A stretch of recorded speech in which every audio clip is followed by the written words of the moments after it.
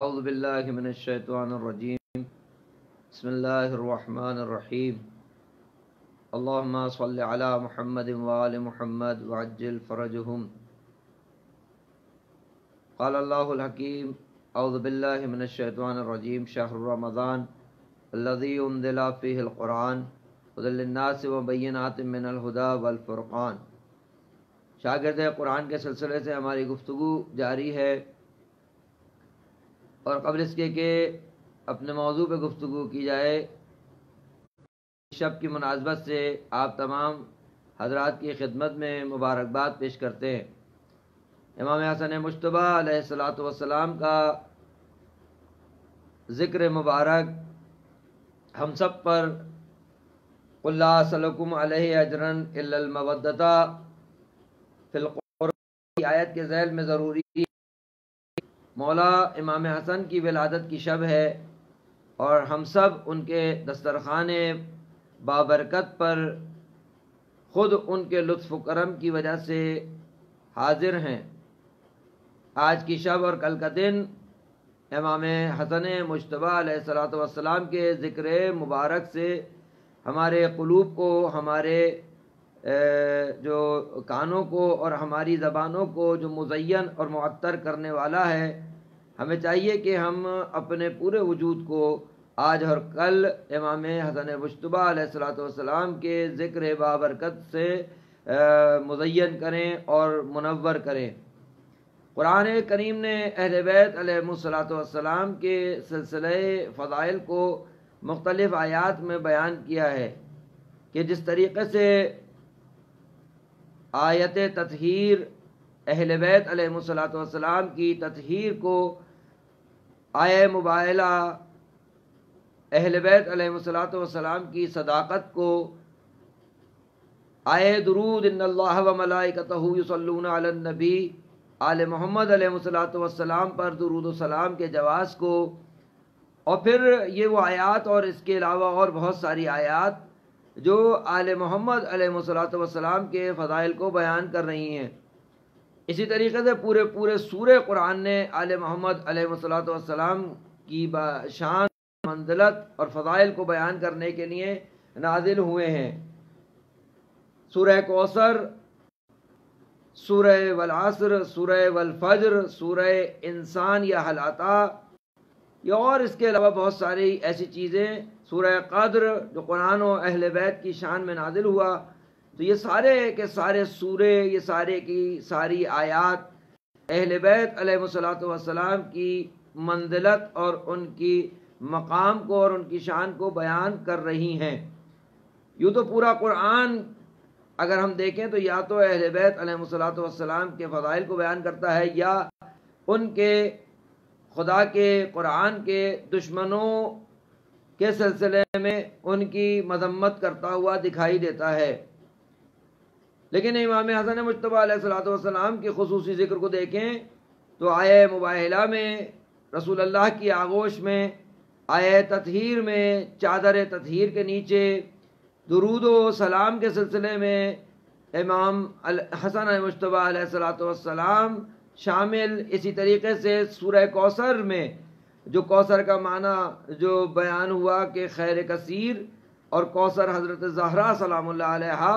تو اس کوثر کثیر کی جو پہلی شخصیت ہے وہ امام حسن مجتبی علیہ السلام ہیں۔ اولاد کثیر کا سلسلہ جو شروع ہوا وہ حضرت امام علی علیہ السلام اور حضرت فاطمہ زہرا سلام اللہ علیہا کہ اس التقاء سے، کہ جس کو قرآن نے بیان کیا کہ مرج البحرین یلتقیان، جب یہ دو دریا آپس میں ملتے ہیں کہ یخرج منہما اللؤلؤ والمرجان، کہ ان کے ملاپ سے، ان کے التقاء سے مونگے اور موتی جو ہے وہ اخراج ہوتے ہیں۔ اور روایات نے دو دریا کو امام علی علیہ السلام اور حضرت زہرا، اور لؤلؤ والمرجان کو امام حسن مجتبی اور امام حسین سے تعبیر کیا ہے۔ اور پورا قرآن امام حسن مجتبی علیہ السلام کے فضائل سے پر ہے۔ امام حسن مجتبی علیہ السلام کے خصوصی فضائل کو جاننے کے لیے ہمیں چاہیے امام حسن مجتبیٰ علیہ الصلوۃ والسلام کی جو خاص سیرت پہ لکھی گئی کتابیں ہیں ان کا مطالعہ کریں. جس طریقے سے خود علامہ ذیشان نظر جوادی اعلی اللہ مقامہ کا جو ایک سیرت کا مجموعہ ہے جس کو انہوں نے تحریر فرمایا ہے نقوش عصمت کے عنوان سے، اس میں جا کر خود امام حسن مجتبیٰ علیہ الصلوۃ والسلام کا جو سلسلہ ہے اور ان کے فضائل و مناقب اور امامت کے سلسلے میں جو گفتگو ہے اس کو چاہیے کہ ہم ان 2 دن اور رات میں اس کا مطالعہ کریں تاکہ نئے نکات ہمارے قلوب کو آپ کی سیرت مبارکہ سے مزین اور منور کر سکیں. بس ایک چیز کی طرف اشارہ کروں اور وہ یہ ہے کہ جب بھی امام حسن مجتبیٰ علیہ الصلوۃ والسلام کی ولادت باسعادت آتی ہے یا شہادت آتی ہے، امام حسن مجتبیٰ کا جو سیرت کا سلسلہ ہے اس میں سب سے زیادہ جو چیز بیان کی جاتی ہے وہ صلح امام حسن مجتبیٰ علیہ الصلوۃ والسلام ہے،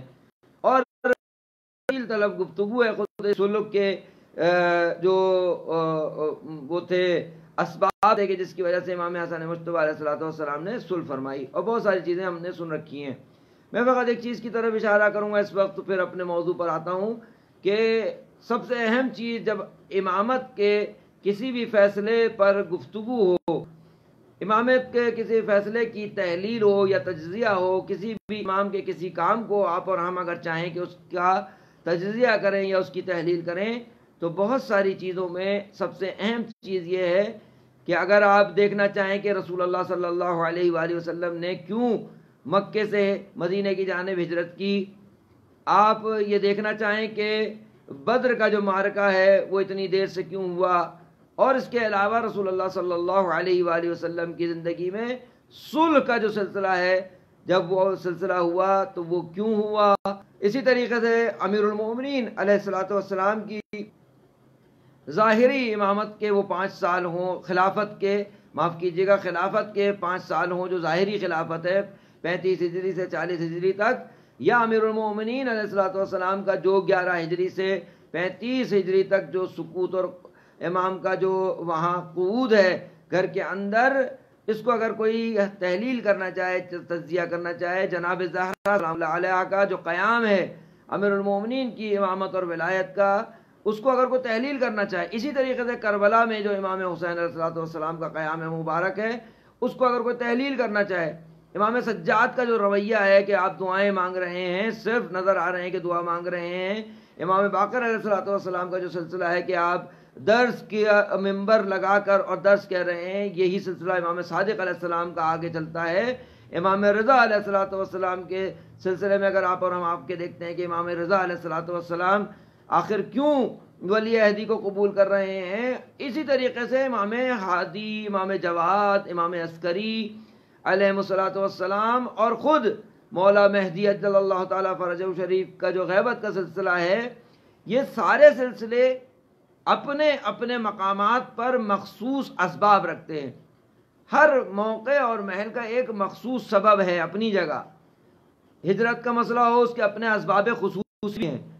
اسی طریقے سے آپ اگلے سلسلے میں امامت کے آتے ہیں، امام علی علیہ السلام کے ظاہری سکوت کو دیکھتے ہیں تو اس کے اسباب خصوصی اپنی جگہ. پھر جناب زہرا کا قیام، مولا امام حسن علیہ السلام کی صلح، پھر امام حسین علیہ السلام کا قیام، امام سجاد کی دعاؤں کا سلسلہ، امام باقر، امام جعفر صادق علیہ السلام کے دروس کا سلسلہ، اور الی آخر امام جواد، امام ہادی، امام عسکری علیہ السلام کا جو زندگی گزارنے کا طریقہ ہے اس میں جو حکمت عملی ہے، اس میں اگر آپ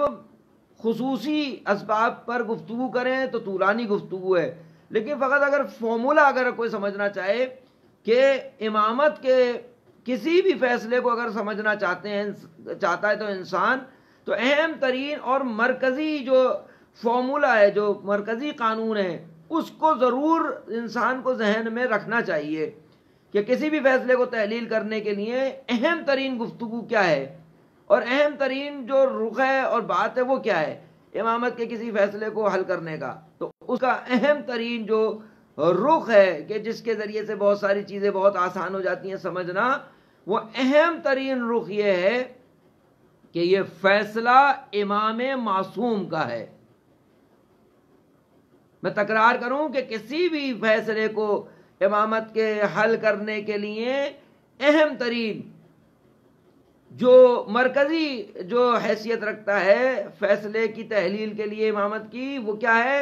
کہ یہ فیصلہ امام معصوم کا ہے۔ ایسا نہیں ہے کہ جب امام علی علیہ الصلوۃ والسلام کوئی فیصلہ کرتے ہوں تو سب کے سب اسے مان لیتے ہوں، جب امام حسن مجتبیٰ علیہ الصلوۃ والسلام نے صلح فرمائی ہے تو سب نے قبول کر لیا، جو بھی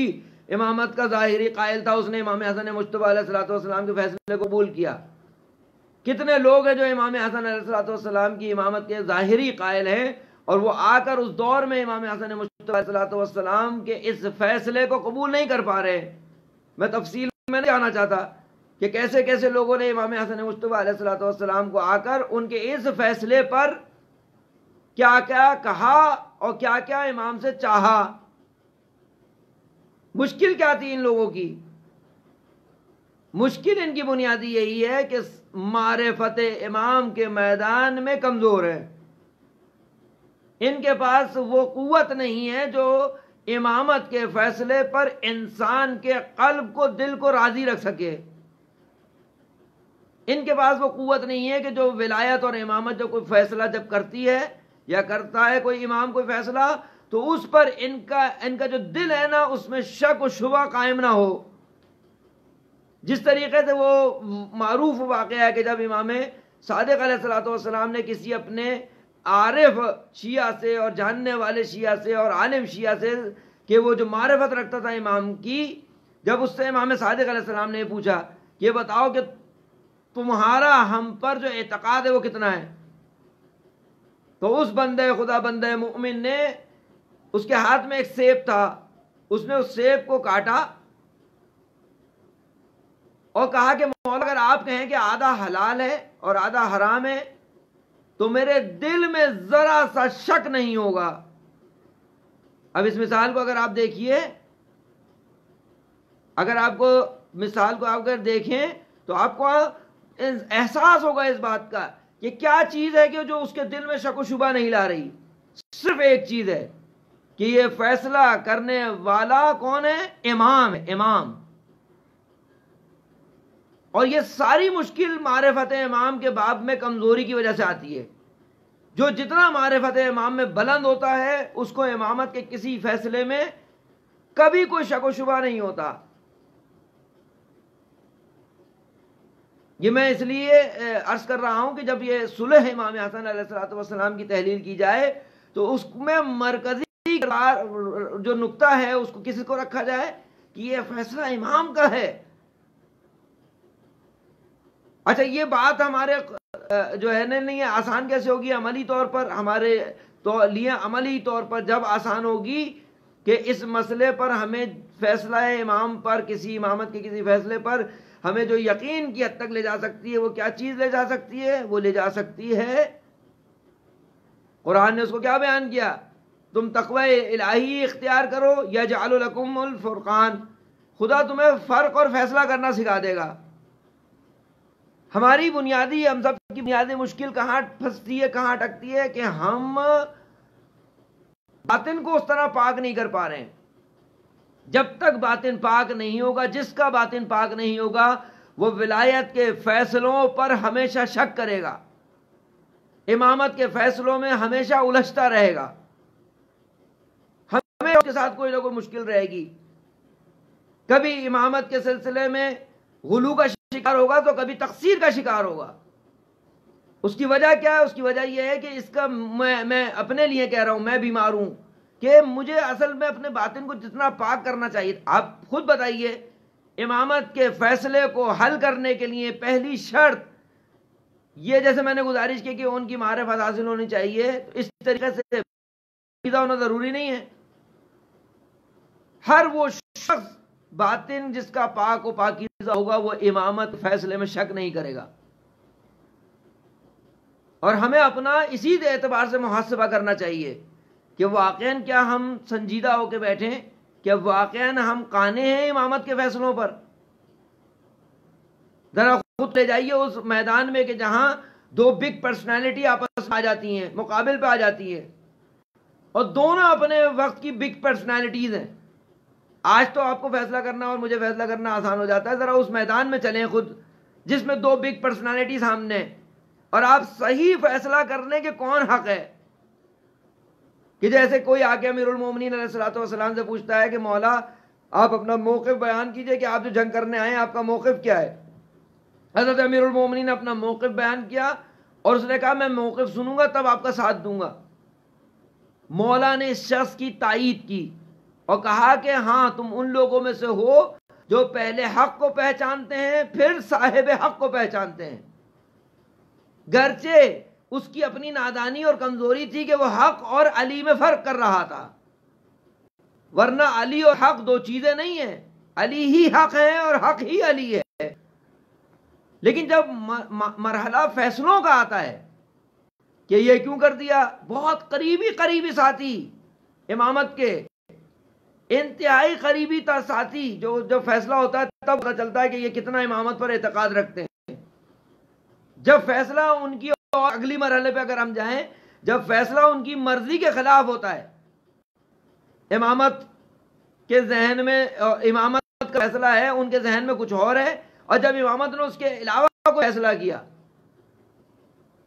لیکن جو باتیں پاکیزہ لیے وہ ہوتے ہیں، وہ امامت کے فیصلوں پر سوال نہیں کرتے، امامت جو فیصلہ کرتی چلی جاتی ہے وہ اس کے ساتھ ساتھ چلتے چلے جاتے ہیں۔ یہاں وہ بات ضروری ہے کہ پہنچانا جس کو آپ اور ہم سب مانتے ہیں۔ اب بتائیے جناب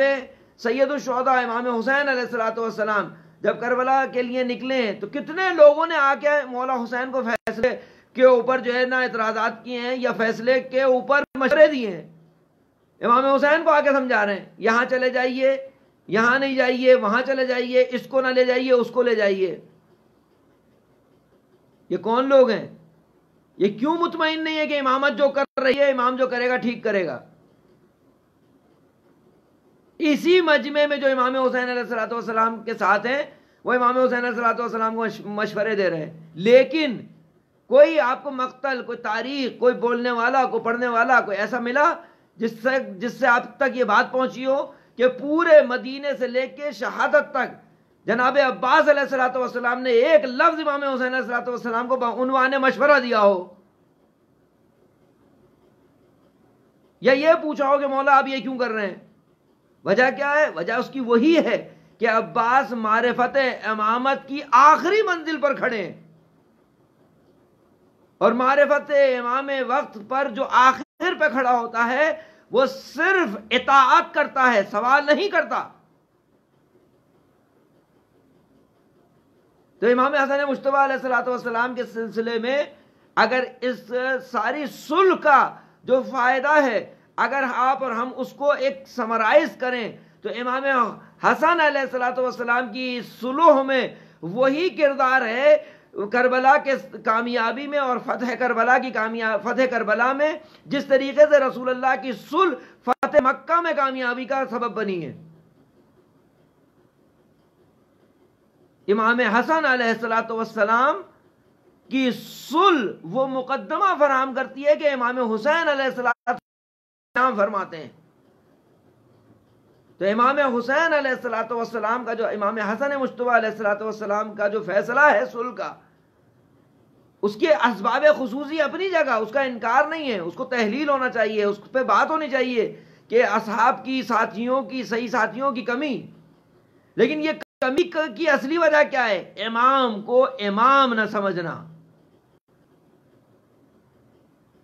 امام حسن مجتبیٰ علیہ الصلوۃ والسلام کو وہ مقام نہ دینا جو امام حسن مجتبیٰ علیہ الصلوۃ والسلام کا مقام ہے۔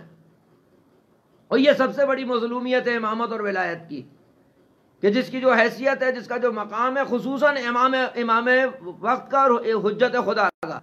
اس کو وہ مقام نہ دینا۔ اور اس کی بازگشت کس طرف ہوتی ہے؟ اس کی بازگشت اسی طرف ہوتی ہے کہ جو متقی نہیں ہے، جو پاکیزہ نہیں ہے، جو معرفت میں کمزور ہے، جو مودت میں کمزور ہے، وہ اطاعت میں کمزور ہے۔ جس کا میدان معرفت کمزور ہے اس کا لا محالہ میدان مودت کمزور ہے، اور جس کے معرفت اور مودت کے میدان کمزور ہیں یقیناً اس کی اطاعت کا میدان کمزور ہے، کیونکہ یہ تینوں چیزیں جو ولایت اور امامت کے سلسلے میں قرآن نے طلب کی ہیں، بس میں بات کو یہیں روک رہا ہوں کہ امامت اور ولایت کے سلسلے میں جو تین باتیں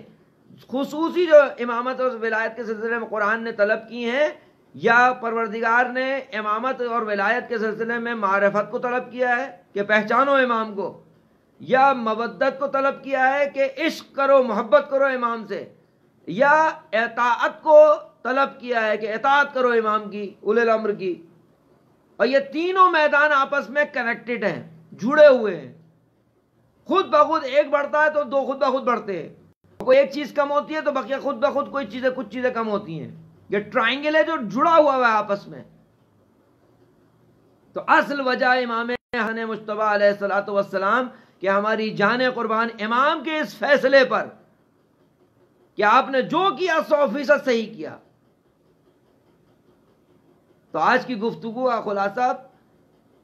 وہ یہ کہ امامت کے فیصلوں کو حل کرنے کے لیے، تحلیل و تجزیہ کرنے کے لیے سب سے اہم یہ ہے کہ یہ دیکھیں انسان کہ یہ فیصلہ امام معصوم کا ہے، منصوص من اللہ کا ہے. یہ امام حسن مجتبیٰ علیہ الصلوۃ والسلام اگر صلح کر رہے ہیں، آپ کو اور ہمیں معلوم کیا ہے کہ امام حسن علیہ الصلوۃ والسلام نے جو قیام کیا ہے وہ کتنا زیادہ ہے. امام حسن مجتبیٰ علیہ الصلوۃ والسلام نے جو شجاعت دکھائی ہے وہ کتنی ہے. صرف ایک رخ، میں ان لوگوں کی بات کر رہا ہوں جو اعتراض کرتے ہیں، میری مراد آپ سب نہیں ہے جو سن رہے ہیں، کہ جو اعتراض کرنے والے سے معلوم کیا کہ امام حسن مجتبیٰ علیہ الصلوۃ والسلام کتنے شجاع ہیں. اگر شجاع نہیں ہے معاذ اللہ تو رسول اللہ صلی اللہ علیہ وآلہ وسلم نے جو فرمایا کہ حسن اور حسین دونوں امام ہیں، چاہے قیام کریں چاہے قعود کریں، اس کا مطلب یہ ہے کہ حسن علیہ الصلوۃ والسلام نے بھی قیام بھی کیا ہے، قعود بھی کیا ہے. تو جو زبان رسالت گرامی سے جس کا قیام ثابت ہو، فقط آپ کو اس کی صلح کیوں نظر آ رہی ہے؟ یہ ایک اعتراض کرنے والے کو جواب ہے، لیکن اصل یہ ہے کہ چاہے امامت صلح کرے چاہے امامت قیام کرے، ہماری ذمہ داری یہ ہے کہ امامت کو لبیک کہیں بغیر شک و شبہ کے. ہمیں صرف اور صرف امامت کو لبیک کہنا ہے، اور اس کام کے لیے محنت کرنی ہے، اس کام کے لیے تقوی الہی اختیار کرنا ہے، اس کام کے لیے حلال اور حرام کی تمیز سیکھنی ہے. اس کام کے لیے، کیونکہ جب وقت آتا ہے امامت کو تو جو مریض ہوتا ہے اس کا مرض سامنے آتا ہے، اور جو با کمال ہوتا ہے اس کا کمال سامنے آتا ہے. اگر اس نے پہلے سے ہی اپنی پاکیزگی کی محنت کے ساتھ حفاظت کی ہے تو وہ جب وقت آتا ہے امامت پر، اور امامت جب تقاضا کرتی ہے کہ ہمارا ساتھ دو، تو وہ انسان پھر وہاں پیچھے نہیں رہتا. وہ مجھ جیسے انسان پیچھے رہ جاتے ہیں جن کے پاس پاکیزگی نہیں ہے، جن کے پاس تقوی نہیں ہے. اور خود یہ سوچئے، خود اس کا مطلب ہے تقوی سے گہرا ویسے ہی تعلق ہے. قرآن اس مہینے میں جس میں ہم اور آپ ابھی وقت گزار رہے ہیں، قرآن اس میں نازل ہوا. امام حسن مجتبیٰ علیہ الصلوۃ والسلام کی ولادت اس میں ہوئی. یہ قرآن ناطق، یہ قرآن صامت دونوں اکٹھے اس ماہ مبارک میں ہو گئے، اور امام حسن مجتبیٰ کی صلح کا سلسلہ اسی ولادت کے سلسلے سے ہمیشہ بیان ہوتا ہے. اس کا مطلب خود صلح امام حسن کا گہرا تعلق ہے تقوی الہی سے. امام حسن مجتبیٰ علیہ الصلوۃ والسلام امام ہوں گے تو فیصلہ کریں گے، سمجھے گا وہ جو متقی ہوگا. سمجھنے سے مراد ہے کہ بلا شک و شبہ اس کو قبول کر لے گا کہ یہ امامت کا فیصلہ ہے. اور وہی انسان جو آج پریکٹس کر رہا ہے، مشق کر رہا ہے تقوی کی، وہی غیبت کے تمام ہونے کا اور امام کی نصرت کرنے کا حامی بھی رہے گا، اور سب سے آگے بھی رہے گا جو متقی ہوگا. اور روایات اس کو بیان کرتی ہیں معصوم علیہ الصلوۃ والسلام کی. تو یہ جو تقوی ضروری ہے، یہ اہم ترین اس کی جو ضرورت ہے، تقوی الہی کی پاکیزگی کی، باطن کی پاکیزگی کی اہم ترین ضرورت یہ ہے کہ جب کوئی امامت فیصلہ کرے تو امام کے اس فیصلے پر اس ماننے والے کو کوئی شک نہ ہو. یہ گفتگو بہت طولانی ہے اور اس میں بہت ہی زیادہ گفتگو ہے اور ہونی چاہیے. آج کے زمانے میں جو ہم بھی مشکوک ہوتے ہیں بعض اعتبارات سے بعض مقامات پر، اس کی مشکل یہ ہے کہ ہمارے ساتھ تقوی کی مشکل ہے. میں اپنے لیے کہہ رہا ہوں، سب مجھ سے آپ بہتر ہیں. مجھے جو بات سمجھ میں نہیں آ رہی ہوتی اس کی ایک وجہ یہ ہے کہ میرا ارتباط خدا سے صحیح نہیں ہے، میرا ارتباط خود حجت خدا سے صحیح نہیں ہے. اسی لیے مجھے بات سمجھنے میں مشکل ہو رہی ہوتی ہے. بات کو سمجھنا اگلا مرحلہ ہے. پہلے آپ بات کو سمجھنے کا وہ ظرف آمادہ کیجئے کہ آپ اور میں بات صحیح سمجھ سکیں. اور اس کے لیے بہترین طریقہ وہی ہے عشق اہل بیت. اس کے لیے بہترین واسطہ وسیلہ وہی ہے کہ آنسو. میں نے کئی دفعہ اس کو گزارش کیا ہے کہ باطن کو پاک کرنے کا بہترین راستہ آنسو ہے. ماہ مبارک رمضان ہے، باقاعدہ ماحول مہیا ہے، اور اس جس کا میں تذکرہ کروں ان آنسوؤں میں تو ماحول بھی نہیں چاہیے ہوتا. ہمارا ارتباط جو سید الشہداء امام حسین علیہ السلام کے ساتھ ہے، اس میں تو ماحول کی بھی ضرورت نہیں ہے، صرف توجہ کی ضرورت ہے. ایک دفعہ آپ اور میں ذرا سی توجہ کرتے ہیں کربلا کی جانب، ہماری آنکھ آنسوؤں سے تر ہو جاتی ہے. اور یہ بہترین راستہ ہے پاکیزہ کرنے کا خود کو. اور اس میں بھی خود امام حسین علیہ السلام کا لطف شامل ہوتا ہے کہ امام حسین علیہ السلام لطف فرماتے ہیں تو ہم گریہ کرتے ہیں. لیکن اس کے بعد پھر ہماری ذمہ داری کہ ہم اس پاکیزگی کو محفوظ رکھیں. خدا سے دعا ہے کہ امام حسن مجتبیٰ علیہ السلام کی صحیح معنی میں ہمیں معرفت اور مولا کی مودت اور مولا امام حسن مجتبیٰ کی اطاعت کرنے کی توفیق ہمیں عنایت ہو. امام زمانہ جل اللہ تعالیٰ فرجہ شریف کی خدمت میں امام حسن مجتبیٰ علیہ السلام کی ولادت باسعادت کی مبارکباد آپ سب کی جانب سے پیش کرتا ہوں. معصومہ قم سلام اللہ علیہ کی جانب اور معصومہ کی بارگاہ میں آپ سب کی جانب سے ہم اس مبارکباد کو حضرت معصومہ کی خدمت میں پیش کرتے ہیں. والسلام علیکم ورحمۃ اللہ وبرکاتہ.